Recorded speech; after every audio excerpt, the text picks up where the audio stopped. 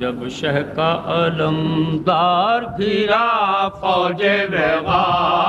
میں، جب شہ کا علمدار گھرا فوج وغا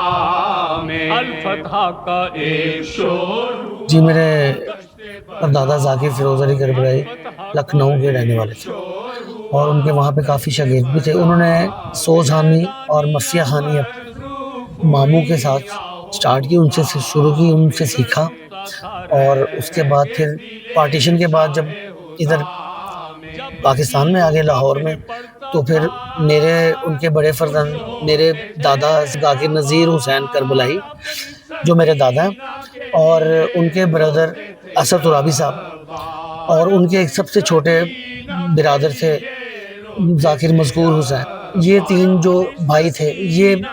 بیسیکلی پسران فیروز علی کربلائی کے نام سے پڑھتے تھے۔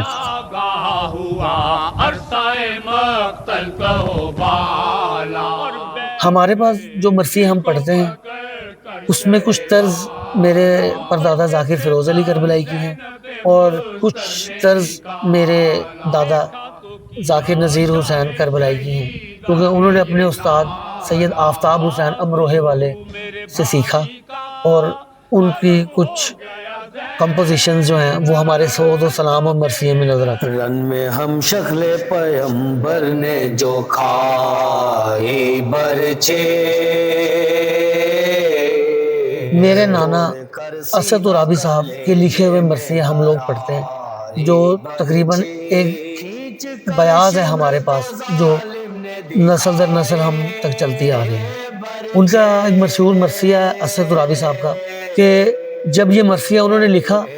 تو میرے پردادا ذاکر فیروز علی کربلائی نے کہا کہ آج کے بعد تو شاعر اہل بیت، اور وہ مرثیہ تھا جناب پاک بی بی سیدہ سلام اللہ علیہا کا، کہ عالم شاہزادی بطحا ہے فاطمہ، عالم میں شاہزادی بطحا ہے فاطمہ۔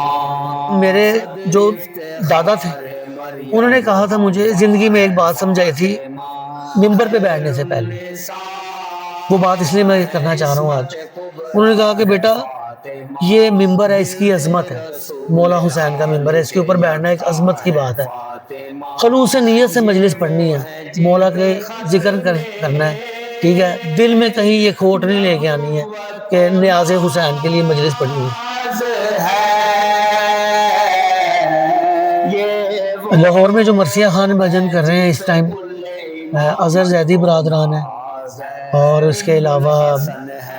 مہدی برادران ہیں، اور غضنفر عباس جعفری برادران ہیں، اور عزیز الحسن بہت اچھے مرثیہ پڑھتے ہیں، اور ان کے علاوہ میرے ماموں جمیل ترابی صاحب اسد ترابی صاحب کے فرزند وہ پڑھتے ہیں، اور ہم لوگ پسران فیروز کربلائی۔ شوہر وہ ہے جو ناز سے،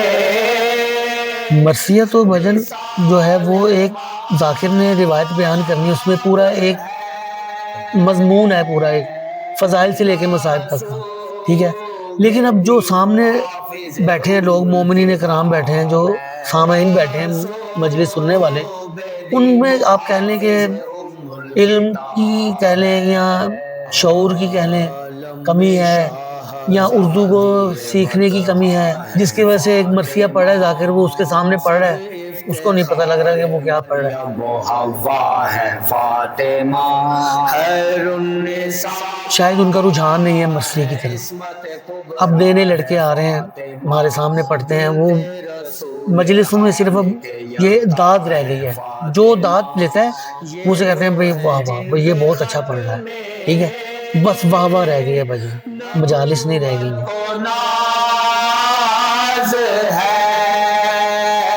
میرے پردادا کا ایک مرثیہ جو وہ پڑھا کرتے تھے سیدہ مبارک بیگم کے امام بارگاہ میں، آج تک وہ مرثیہ ہم لوگ پڑھ رہے ہیں وہاں، اس کی تاریخ ہے بھجن 200 سال پرانا وہ مرثیہ ہے، ٹھیک ہے۔ اس کے علاوہ اس مرثیہ کو کجن بھائی وغیرہ نے بھی پڑھا، اور ہمارے پردادا ذاکر فیروز علی کربلائی پڑھتے ہیں، اور اگر ہم لوگ پڑھتے ہیں وہ میں آپ کی پیش خدمت کرتا ہوں۔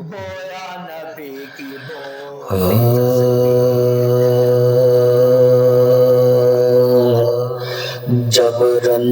بوستان پیمبر ہوا تباہ نقد حیات نائب حیدر ہوا تباہ سیدانیاں اسیر ہوئی گھر ہوا تباہ سردار قتل ہو گیا لشکر ہوا تباہ محبوس فوج میں حرم محترم ہوئے شاباش قتل گاہ میں اہل ستم ہوئے کہتے ہیں راویان جگر فوز یہ کلا اس لوٹ میں وہ 4 گھڑی دن ہوا تمام لشکر سے ابن سعد نے بولا بواد شام منظور ہے ہمیں کہ یہی آج ہو مقام ایک ہے مائی استادہ حضور نگاہ ہو شاباش اس میں آل رسالت پناہ ہو